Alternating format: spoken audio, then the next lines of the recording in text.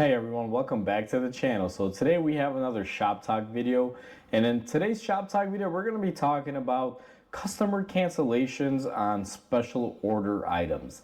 Now before we go ahead and begin, if you haven't subscribed to the channel, hit the subscribe button down below. Definitely smash the like button because it helps the channel out. And with that said, let's go ahead and get started on today's topic. So this week I've had a interesting experience, to say the least. Now, when you run a shop, it's going to be a common thing where you're going to get people that book appointments that don't show up or fail to show up on time and things of that nature. But this is the first time that I've gotten an approval and the green light to go ahead and order parts for a vehicle and do the work, and then have somebody cancel on me. Now, typically not really a problem, but once you initiate a job and you start on it, it's kind of hard to just stop.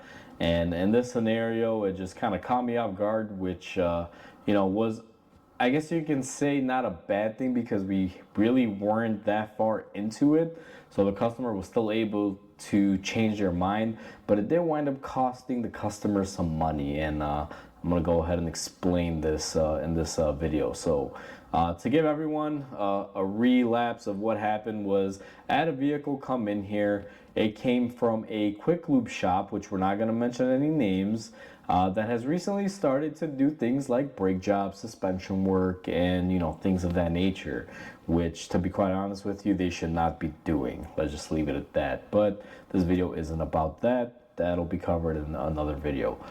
So either way, they tried doing lower control arms. They wound up damaging the hardware that goes into the knuckle and damaging the knuckle themselves.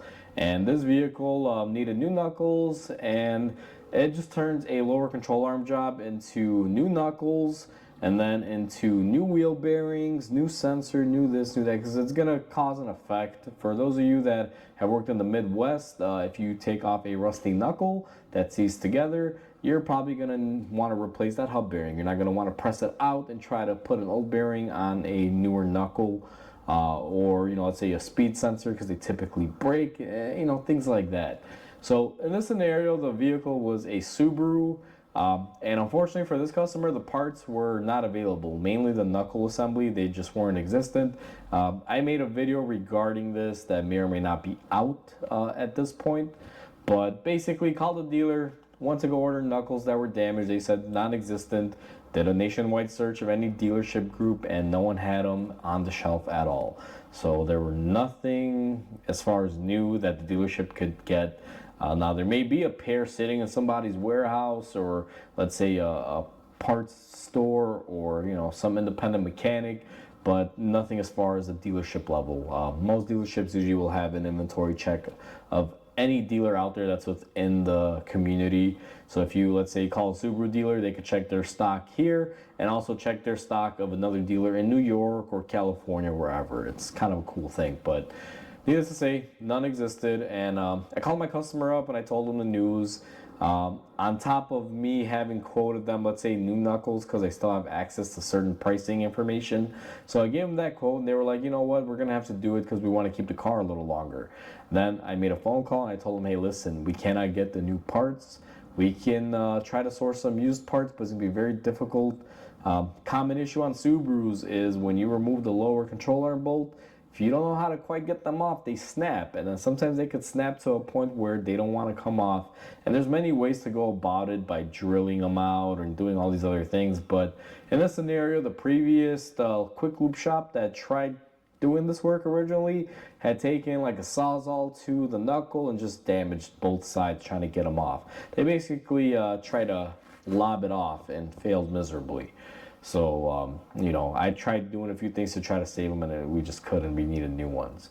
So after I informed the customer we couldn't get brand new ones, I informed them that we could go the used parts route. Did a little bit of searching around, and I was able to find some gently used ones at a Wisconsin junkyard, a smaller junkyard that I use here and there. And they told me that they do have them available, but they know it's a hot item. They weren't cheap. These things are pretty much priced out to where the factory ones were. And, they were kind of pricey. Now, like I mentioned earlier, I had tried extracting the bolt out of the knuckles by doing a few things and trying to save them before we would even have to order new ones. So I probably had like an hour to 2 hours invested in this vehicle as well. That for me, I told the customer like, hey, listen, if you're doing the work, I'm just gonna wind up losing that time. It's fine. I'm not gonna charge you for attempting to try something and it failed. And that's how I always, try to do things. Especially with this type of customer, I've known them for a while. They're good people. So I told them, hey, we found the used parts. Do you want me to order them? They said, yeah, let's go ahead and order them. Let's get it done. So called the junkyard up. I ordered them, and this junkyard has a pretty strict policy where, they don't like taking returns. Like, their rules. So I told the customer, hey, you sure? Because once I order them, they're mine. And if they're mine, they're definitely going to be your problem, because you're the one giving me the green light. Because I had a little bit of a feeling that they may not want to do it, because after the initial phone call telling them that things were not available at the dealer, they kind of seemed hesitant, and I felt a vibe shift. But after getting back to them, they're like, okay, yeah, let's do it. But they weren't as enthusiastic about it. So I ordered them up. They arrive here. I call the customer a couple days later. It's like 2 days later. And I'm like, hey, listen, I got the parts in. This is going to be kind of the final number that we're looking at. Because I wanted to get the used knuckles in my hands to make sure they weren't damaged, make sure that they were good. Because there's no point to, bring up joy, tell the customer, yeah, it'll be done. I got the parts on order, only to find out that the parts that you get are crappy. Because with a junkyard, you never know what to expect. A lot of them will sell everything as a complete unit because even the junkyards don't want to take the bolt out. But in this case, the knuckles were in good shape. They were able to remove the lower arms off of it, the bolt holes. They didn't have any threading in them, but I could still put a longer bolt and still pinch it in there and use a nut. Very common thing to do on these. So aside from that, they were in good shape. The wheel bearings were still left in them, and I was able to press them out fairly easy. No issues. And after I was able to do that, I called the customer and I told them, hey, got the parts. Just want to let you know, this is going to be the final number that I'm going towards as far as what it's going to cost with this revision, because I quoted them originally new parts, and then we had to do the used parts as far as the knuckles and some things like that. So called them up and I told them, hey, this is what it's going to be now. It was initially more expensive than it was with the used parts, but the used parts were almost as expensive as the new ones. And I made the call and I told them, like, listen, you're going to be able to save a couple $100. And I got them. They're in good shape. I can go ahead and proceed forward with it. If you give me about a day or two, the car will be done. And that's when they hit me with, hey, Mike, we've actually been thinking about it and we might want to not do this job. We're thinking of getting a new car.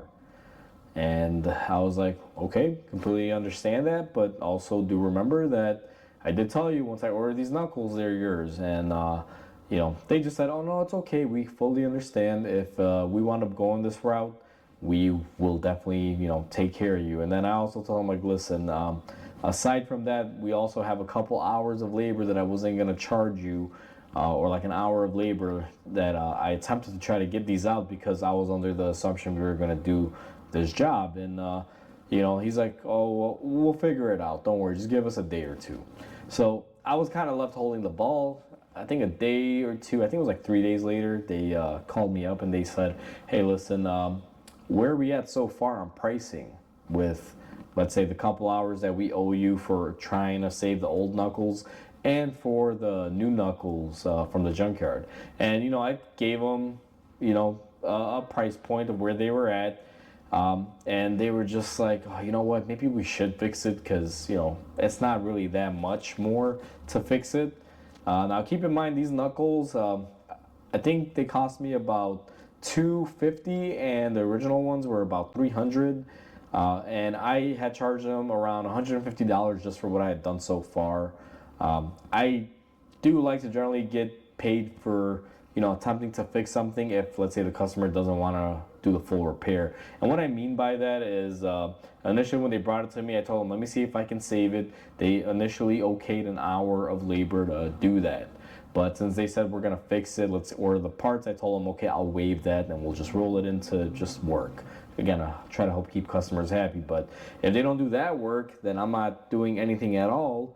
Then they go back to paying that original diagnostic or whatever you want to call it. Just in case someone says, hey, Mike, that's not fair, this and that. You waived it and then you backtrack. But, again, time I spent on it. So I gave them that quote of what they had with these parts and with my labor time. And it was somewhere like a couple $100. I mean, it was like about $600, let's say, or $700.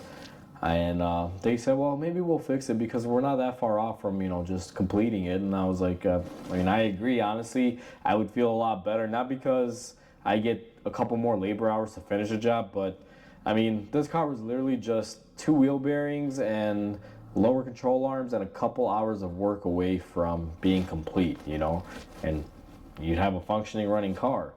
And, they said, give me a couple hours, we'll let you know. And then a couple hours went by, they called me back, like, no, we're going to wind up probably just junking this car. It's not worth it to us.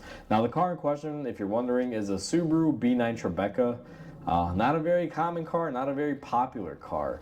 And parts are getting a little scarce for them, especially when it comes down to like suspension components. So can't really blame them because, the car's older, has some miles on it. Not really too many miles, but, the years take a toll on vehicles.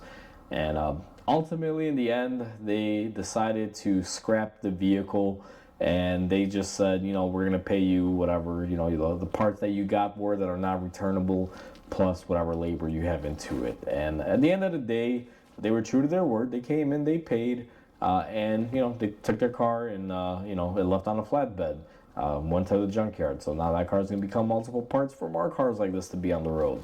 But moral of the story is that sometimes in automotive, especially when it comes down to things like this, it's always good to be following up with customers. I always have a follow-up. I always like calling people and letting them know. Most shops in this scenario would have just said, hey, I got the parts ordered, got everything ready, assembled the car, and then presented them with a bill saying, here you go, you owe me, let's say, $2,000 for everything. And then the customer could have been like, wait a minute, maybe I didn't want to do this. Or then they would have been forced to because they gave the approval in the beginning.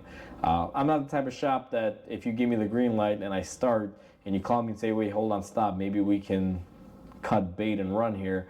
I'm not the type of guy that's going to be like, oh no, you got to finish it. You want me to stop, I'll stop, but you're going to pay me for the time that I've spent on it. And I just thought this was a really weird one because in all my years of being in the shop, I've had people cancel prior where they want to do something. They gave me the okay, and then not even 5 or 10 minutes later, they call me and say, hey, you know what, let's just cancel it. But at that point, I haven't really started working on the vehicle or ordered parts yet. And that's fine. But typically when you explain to them, I'm going to order parts and they're not refundable, if you give me the okay, you're stuck with it. I've never really had that happen to me, so it was a unique experience. And one thing that I've always done in my shop here is that once I get an approval for a customer, let's say you brought me your vehicle and you gave me the okay to change your oxygen sensor, I'm not gonna order that part right away and get it in here as fast as I can and do it. I have a rule where I will wait about 30 minutes to an hour, wait and make sure I don't get a phone call saying, hey, hold on, stop. And then I'll order the parts, which typically might take an hour or two, depending on, how busy it is. So it ultimately gives you a couple hours to change your mind. Now, is there to protect me as much as it is to protect the consumer as well? Because, throughout the years, I've had people literally, they say, okay, go ahead, do the brakes. And then 5 minutes later, oh, I don't want to do it. I can't afford it. So I give people that little bit of lead time, just in case they haven't really looked into their finances or there may be something that, may be blocking them from doing what they want to do. So that's what happened. I thought I'd share the story with you guys and share you my method of how I do stuff like this when it comes down to customer approvals and how to handle a situation like this. So hopefully this video is interesting and helps somebody out there. And with that said, like always, comment, like, and subscribe because it definitely helps the channel grow. I hope everyone has a wonderful day, and I'll catch you on the next video.